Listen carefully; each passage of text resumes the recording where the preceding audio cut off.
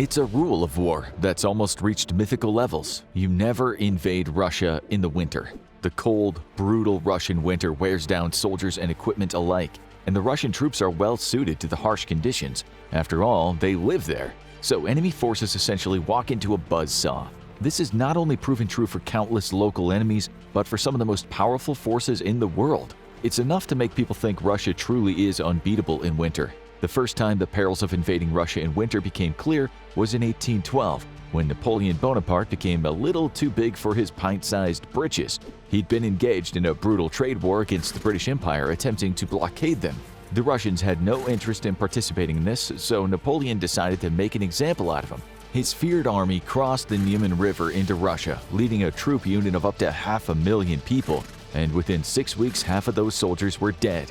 A combination of extreme weather conditions, hunger, illness, all wore them down, and the Russians engaged in highly effective guerrilla warfare that led to the French losing most of the battles. It wasn't just a devastating defeat for the French, it set Napoleon down the path to the end of his reign. But it wasn't the most disastrous invasion of Russia in the winter. You know who no one ever says makes good decisions? The Nazis and their leader, Adolf Hitler. But when it came to Russia, the German dictator actually seemed to have a sound strategy.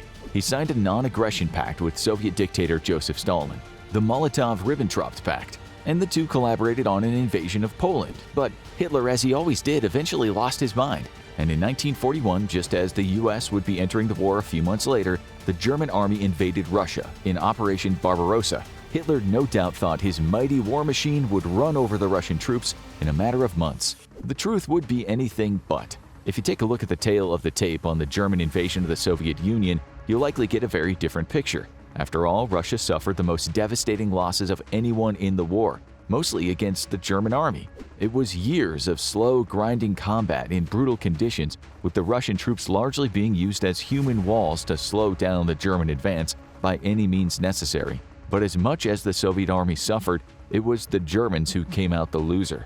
In the brutally cold Russian winter, Hitler lost countless troops and weapons, and in the Soviet winter counteroffensive in 1942, the Germans lost 160 miles of ground. In the end, attempting to attack Russia and staying through the winter forced the Nazis to face a brutal two-front war that ultimately spelled their undoing.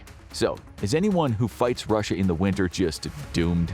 Not quite, because there is one counterexample, and Russia should be very worried about it. In the years before World War II came to Russia, the Soviets invaded the neighboring country of Finland, which offered them useful sea access and vital resources. But while they had initial success in their invasion, they soon found themselves facing a massive insurgency, and one that was just as effective at handling the winter as the Russians. Snipers inflicted massive losses on the Soviets, and eventually hostilities ceased after about a year of fighting, with Russia taking 9% of Finland's territory. But this time, the Russian bear was fighting an enemy that could fight them on their own turf, and history might be about to repeat itself. Putin has styled himself as a great military leader, less inspired by Stalin than by the famous Russian Emperor Peter the Great. He famously fought off the forces of Sweden in the beginning of the 18th century, as the Great Northern War stopped before Sweden could reach Moscow.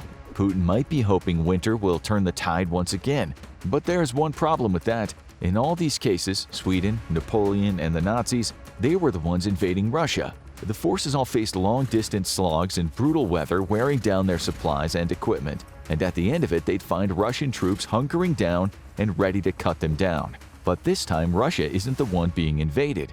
Well, if you ask Putin, he annexed parts of Ukraine, and Ukraine is invading Russia now. There were referendums, you see, and the referendums are usually conducted at gunpoint, right? But that means that any combat in the coming winter will likely be focused on short-term gains and losses, as Ukraine continues to chip away at Moscow's gains in the eastern part of the country. They might decide to make a move on the Crimean Peninsula, annexed by Russia in 2014, but that's considered a reach goal and may not be worth it until other areas are recovered, and that means Ukraine will largely be fighting on its home turf. Russia, on the other hand, will not be.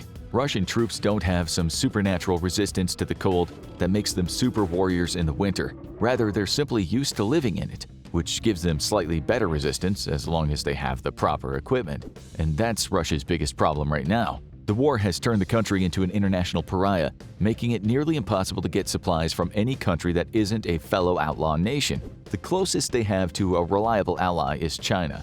and that means Russian troops could be in for a cold winter. Russia has lost a lot of troops and a lot of military equipment with it. It's believed that they're suffering from serious shortages in body armor and tactical gear, which is essential for effective fighting in the winter. Russia's also short on troops, of course, which means Putin might have to resort to another draft. The last draft saw troops being drafted from all walks of life and put into combat with little training and outdated gear, and that was during the warmer months. It was not only seen as a strategic disaster, but it caused massive unrest in Russia, and it might all come down to timing. Putin might be repeating the same mistake Napoleon and Hitler made, invading a country with the assumption that the war will be over within weeks due to sheer overwhelming force. Much like Napoleon underestimated Russia's willingness to fight and Hitler underestimated Stalin's willingness to win by any means necessary, Putin did not account for Ukrainian grit, or for how much his bluster had made NATO feel like he had to be stopped here. And now, after a year of back-and-forth grinding and heavy losses, winter is setting in, and this time, Putin is likely to be on the losing end. And it all comes down to who's prepared and who isn't. Ukraine has largely been fighting in place for the last year, advancing when they can, but focusing on mounting a fierce resistance to every Russian push. They've learned how to prepare shelters and emergency supplies for bombing raids, which will be very useful when it comes to sheltering from harsh weather. Additionally, they have plenty of aid supplies from their allies and will likely get regular drops as needed. That means Ukraine might be well provisioned to ride out the winter, hunkering down in the cities that they're currently in control of and emerging to deal with the Russians as need be. The Russians, on the other hand, will be heading into harsh territory. Imagine, it's late February. On one hand, we have Vlad, a Russian lawyer, who's plucked out of his day job a few weeks back, given a Cold War-era rifle, and told, "Win the war for Russia." On the other hand, you have Ludmila, a Ukrainian babushka with a rocket launcher, who wants the Russians out of her town. Vlad is entering new territory, has no clue where to go for refuge or where to get supplies. Ludmila knows every inch of the town, and will likely be able to get the drop on Vlad and hide where she needs to.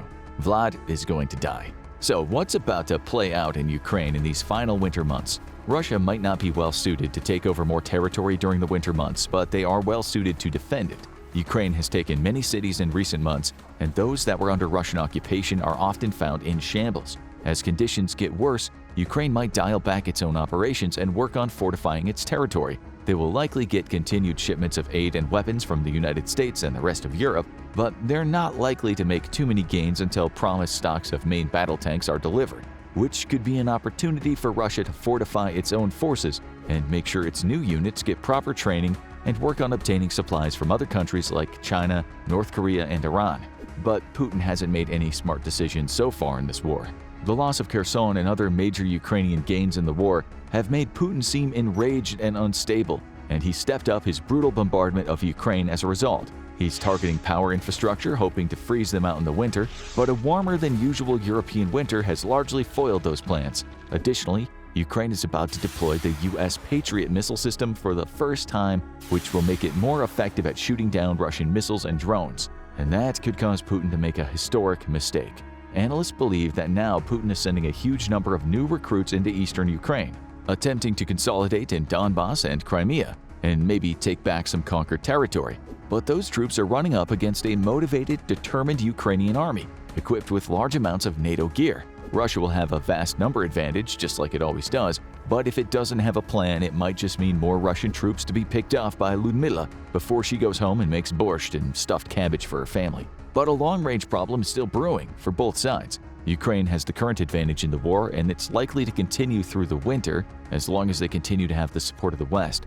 But will that continue if they want to cross through their current borders and take back Crimea? And loud voices in several countries are starting to say, we're spending too much on the war, even if it's still a relatively minor percentage of the US defense budget. And Russia is even likely to have ongoing problems with supplies and manpower. When the next winter rolls around, it's likely to pose problems for both sides if the war is still going, and maybe stop advances in their tracks. Because it's not that Russia is the boss when winter rolls around, it's that invading Russia or Finland or Ukraine in the winter will result in a lot of pain. Because in this region, when winter rolls around, winter is the boss. Want to know more about the new weapon that could change the face of the war? Check out why Putin is scared of US Patriot missiles in Ukraine, or watch this video instead.